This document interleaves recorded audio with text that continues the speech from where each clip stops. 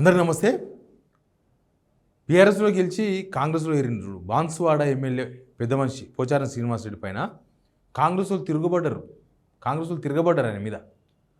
ఆయన కాంగ్రెస్లో ఏరినప్పటి నుంచి నడుస్తుంది, బాన్సువాడలో గొడవ నడుస్తుంది. అవతల పక్క బీఆర్ఎస్లో ఆయన ఎంబడి రాలేదు. కొద్దిమంది కాంట్రాక్టర్లు వచ్చిరంట ఆయన ఎంబడి. కాంట్రాక్టర్లు ఎందుకంటే కాంట్రాక్టర్లు ఇప్పిస్తాడు, కాంగ్రెస్ గవర్నమెంట్ కదా, మొదలే అడ్వైజర్ కదా కాబట్టి ఇప్పిస్తారు అనే ఉద్దేశంతో కొంతమంది కాంట్రాక్టులు వచ్చిరట. మిగతా కార్యకర్తలు రాలేదు. ఆయన రావడమే కాంగ్రెస్ వాళ్ళు మొత్తం వేరే యూనిట్ అయిపోయినారు. ఈయన దగ్గరకు వస్తలేరు.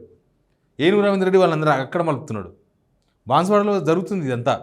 పెద్ద గొడవ జరిగింది ఆడ. ఏకంగా పోచారం శ్రీనివాసరెడ్డి వైఖరి నిరసిస్తూ కలెక్టరేట్ దగ్గర ధర్నా చేసిన వాళ్ళందరూ. అసలు ఏం జరిగిందనే వార్త చెప్తా మీకు. అంతకన్నా ముందు సిగ్నల్ టీవీ సంవత్సరం పూర్తి చేసుకున్నాం. ఇక మరింత బాధ్యతగా ముందుకు పోవాల్సిన అవసరం ఉంది. కాబట్టి మీ మద్దతు, మీ సపోర్ట్ కావాలి. మీరు సబ్స్క్రైబ్ చేసుకోవాల్సిందిగా కోరుతున్నాం. ఇక సబ్జెక్ట్లో పోతే బాన్సువాడ నియోజకవర్గం బీర్కూర్ మండలం దామరంచ గ్రామం. ఆ గ్రామంలో లాస్ట్ ఆయన బీఆర్ఎస్లో ఉన్నప్పుడే, ఆ గవర్నమెంట్ ఉన్నప్పుడే ఓ షాదీఖానా 2022లో షాదీఖానా కట్టాలని శాంక్షన్ చేశారట. దానికి 10 లక్షల రూపాయలు శాంక్షన్ ఇచ్చారట. ఇక ఆయన మళ్ళీ పోయినప్పుడు గ్రామస్తులు 10 లక్షలు జరపకూడదు, ఇంకో 5 లక్షలు కావాలంటే 5 లక్షలు ఇస్తా అని చెప్పారట. తర్వాత 15 లక్షలు కూడా సరిపోవు అని చెప్తే అప్పటి నుంచి ఇంకా ఆయన ఏం ఇవ్వలేదంట, వదిలేసారట. ఆయన బీఆర్ఎస్ ఉన్నప్పుడు జరిగిందంతా. తర్వాత లోకల్ ఉండే ఏక్బాల్ అని ఒక కాంగ్రెస్ కార్యకర్త అండి. ఏక్బాల్ అంటే ఆయన పేరు, మైనార్టీ లీడర్.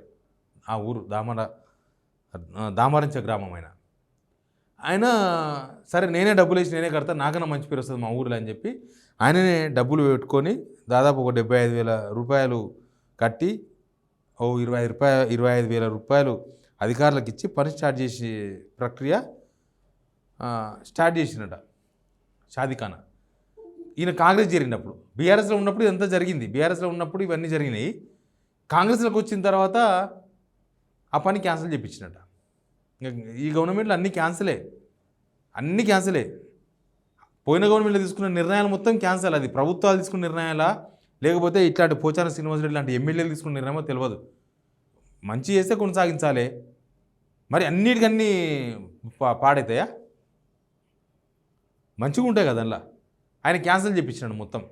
క్యాన్సిల్ చేపిస్తే మళ్ళా ఆ మనిషి, ఆ పెద్ద మనిషి, ఏక్బాల్ అయిన పెద్ద మనిషి ఎవరు, జైరాబాద్ ఎంపీ సురేష్ షెట్కర్ దగ్గర పోయి ఎంపీ ఎలక్షన్స్లో కష్టపడి పనిచేసినందుకు ఆ ఊర్లో మెజార్టీ ఇచ్చినట్టు ఆయనకు. దానికోసమని ఎన్ఆర్ఈజిఎస్ కింద 25 లక్షల రూపాయల నిధులు తెచ్చినట్టు ఆయన, ఏక్బాల్ అనేది ఆయన. అది కడనికి, ఆ షాదీఖానా కడనికి తెస్తే ఆ విషయం తెలిసి అది కూడా క్యాన్సిల్ చేయించినట్టు ఆయన. లాస్ట్కి ఆ ఏక్బాల్ అనేది ఆయన హార్ట్ అటాక్తో చచ్చిపోయింది ఈ బాధలు పడలేక. ఇక వాళ్ళు ఒక నిజామాబాద్లో చనిపోయింది ఆయన. కలెక్టరేట్ ముందు తీసుకొచ్చారు ఆయన, పార్థివ దేహం పట్టుకొచ్చి ఆడ ధర్నా చేసిండ్రు. మొత్తం నియోజకవర్గంలో ఉండే కాంగ్రెస్ క్యాడర్ మొత్తం పోచారం శ్రీనివాసరెడ్డిని వ్యతిరేకిస్తున్నది. పోచారం శ్రీనివాసరెడ్డి ఏం చేసిండు, బీఆర్ఎస్కి వెళ్ళి వచ్చిన కొద్దిమంది కాంట్రాక్టర్లు నెమ్మడి పెట్టుకొని వాళ్ళకి కాంట్రాక్ట్లు ఇప్పిస్తున్నారంట. ఒరిజినల్ కాంగ్రెస్ కార్యకర్తలు వాళ్ళు, పార్టీ కోసం కష్టపడేవాళ్ళు. కాకపోతే ఓడిపోయింది, ఎంపీ గెలిపించుకున్నారు. అక్కడ ఈ ఇన్సిడెంట్ రాష్ట్రంలో ఉన్న ప్రతి కాంగ్రెస్ కార్యకర్త బాధ ఇది. ఎక్కడ ఏ కాంగ్రెస్ కార్యకర్తకు ఎవరో కొద్ది మందికి పైన ఏల మీద లెక్క పెట్టేతోళ్ళు తప్ప మిగతా కింది స్థాయిల పార్టీ అధికారం రావాలి, మాకేమన్నా పనులు అవుతాయి, లేకపోతే మాకేమన్నా పదవులు వస్తాయి, మాకేమన్నా ఏదో అవుతుంది అనుకుని ఆశతో వేసింది చూడు, ఆ కార్యకర్తలు అందరి నోట్ల మనబడ్డది. ఇప్పుడు ఈ బాన్సువాడ ఒకటి బయటకు వచ్చింది కాదు, ఇంకా చాలా వచ్చినా బయటకు, ప్రతి దగ్గర ఉన్నట్టు గొడవలు. కాకపోతే ఈ పార్టీ మారిన ఎమ్మెల్యేల దగ్గర మాత్రం ఇదే ఒరిజినల్. రేపో మాపో ఉప ఎన్నిక వస్తే పోచారం శ్రీనివాసరెడ్డి గారికి అర్థమవుతుంది. ఆయన ఇన్ని సంవత్సరాలు ఎమ్మెల్యేగా పనిచేసిండు, మినిస్టర్గా పనిచేసిండు, స్పీకర్గా పనిచేసిండు. కానీ ఆయనకు ఇప్పుడు తగులుతుంది తట్టు. ఆ బీఆర్ఎస్ వాళ్ళు ఎవరు మంచి కసితో ఉన్నారు ఓడిద్దామని, కాంగ్రెస్ వాళ్ళు అయితే ఇంకా కసితో ఉన్నారు. అసలు పోచారం శ్రీనివాస్ ఎట్లా దానికి భయపడే నేను రాజీనామా చేస్తా, నేను నిలబడా, నాకు వద్దు అంటున్నాడు టికెట్. పోచారం శ్రీనివాసరెడ్డి కాంగ్రెస్ కార్యకర్తలే తిరగబడారంటే జనాల పరిస్థితి ఏంది? పాపం కనిపిస్తుండ కాంగ్రెస్ పోయినప్పటి నుంచి మనిషే కనిపిస్తలేడు. ఆయన పెద్ద మనిషి, నిజానికి ఎక్స్పీరియన్స్ పర్సన్. ఆయన ఎక్స్పీరియన్స్ ఏమైందో తెలియదు. పార్టీ మారడంతోనే ఒక్కసారిగా రాజీనామా చేయకుండా పార్టీ మారడం. ఆయన అంతకుముందు 2011లో బీఆర్ఎస్లో ఏరిండు, అప్పుడు టీఆర్ఎస్ ఉండే, టీఆర్ఎస్లో ఏరినప్పుడు టీడీపీ నుంచి రాజీనామా చేసి వచ్చిండు. మరి ఇక్కడ మాత్రం ఎందుకో ఆ నైతికత పాటించలేదు. అనవసరంగా ఆయన జీవితం లాస్ట్లో, ఆయన రాజకీయ జీవితం లాస్ట్లో ఇట్లా రిమార్క్ అయ్యిండు. లాస్ట్కి నేను పోటీ చేయను బాన్సువాడలా, నేను పోటీ చేస్తే ఓడిపోతా అనే స్టేజ్కి వచ్చిండు పోచారం శ్రీనివాస్ రెడ్డి గారు. ఏనూరు రవీందర్ రెడ్డి మొత్తం పట్టుబట్టి కూర్చున్నాడు. ఏనూరు రవీందర్ రెడ్డి కాంగ్రెస్ ఓడిపోయిన ఆయన అంతకుముందు బీఆర్ఎస్ ఉండే, ఎల్లారెడ్డికి వెళ్ళి ఎమ్మెల్యేగా వేసిండు. తర్వాత బీజేపీ పోయిండు, బీజేపీ నుంచి కాంగ్రెస్ పోయిండు, కాంగ్రెస్ నుంచి పోటీ చేసిండు. కానీ బాన్సువాడ కాంగ్రెస్ మొత్తం పట్టుబట్టిండు, ఆయన చేతిలో పట్టుకున్నాడు. అస్సలు పోచారం శ్రీనివాస్ రెడ్డి దగ్గర ఒక్క కార్యకర్త కూడా పోతలేంట.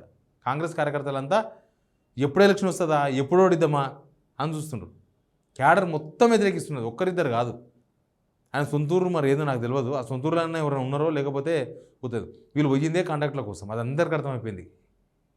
అక్కడ ఇసుక బిజినెస్, కంకర బిజినెస్, ఈ బిజినెస్ ఆయన వాళ్ళ కొడుకు భాస్కర్ రెడ్డి ఇంకొకరు ఉంటారు, వాళ్ళ కోసం పోయిండు. కానీ ఆయన జీవితంలో మచ్చ అయితే పడ్డది ఆయనకు. మంచి లీడర్ కూడా,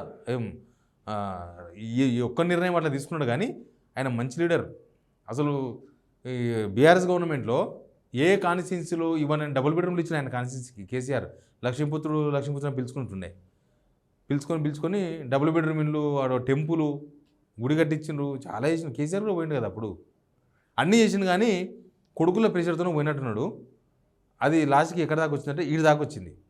పాపం ఆ పెద్ద మనిషి బాన్సువాడ అంటే పోచారం అంటే బాన్సువాడ అని కానించి అసలు పోచారం అంటేనే బాన్సువాడ ప్రజలు అంటున్నారు. రేపు ఎలక్షన్ వస్తే తెలుస్తుంది పోచారం శ్రీనివాస్ రెడ్డి గారు చాలా దారుణంగా ఉంటుంది. ఆయన నిలబడ్డా, ఆయన కొడుకులు నిలబడ్డా, ఎవరు నిలబడ్డా బాన్సువాడలో పోచారం శ్రీనివాస్ రెడ్డి గెలవడని చెప్తున్నారు అక్కడ వాళ్ళు. గెలవడంట, కాంగ్రెస్లో చెప్తున్నారు గెలవాడు, ఆయన గెలవాడు. ఇంకా ఇవి చూసారు కదా, మొత్తం ఇట్లా తిరుగుబాటు చేసినాక ఇట్లాంటి తప్పు నిర్ణయాలు ఎందుకు తీసుకోవాలి? షాదీఖానా కడితే ఏమవుతుంది? ఆ ఊరోళ్ళు ఏమైనా పెళ్ళిళ్ళు చేసుకుంటారు, ఆ ఊరోళ్ళు ఏమైనా ఫంక్షన్లు చేసుకుంటారు. ఆ షాదీఖానాలో కూడా ఎమ్మెల్యే ఏలు పెట్టాలనా? షాదీఖానా అనేది ఒక ఊరికి సంబంధించింది, అది అక్కడ కూడా ఏలు పెట్టాలనా? ఎమ్మెల్యేలు చాలా తప్పులు చేస్తున్నారు ఎమ్మెల్యేలు. కాకపోతే ఇంత సీనియర్ ఎమ్మెల్యే కూడా ఆ చిన్న తప్పు చేయడం అనేది అక్కడ జనానికి నచ్చలే. అది చాలా ఊరోళ్ళకి అందరికీ కాదు, అటుకెళ్ళిన వాళ్ళు అందరూ అదే మాట్లాడుకుంటారు కదా. పోచారం శ్రీనివాస్ రెడ్డి మాట్లాడుకుంటారు, ఏ మనిషా ఇంత పెద్ద మనిషి ఇంత చిన్న దానిలో ఏలు పెట్టి అంత పరిశాన్ అవుతున్నాయి, ప్రతి ఒక్కరిచ్చే మాట్లాడుకుంటున్నాడు బాన్సువాడలా. చూద్దాం, కాంగ్రెస్ వాళ్ళు అయితే రెడీగా ఉన్నారు ఓడించడానికే. నెక్స్ట్ బై ఎలక్షన్ రాక తప్పదేమో అనిపిస్తుంది. Please subscribe signal TV.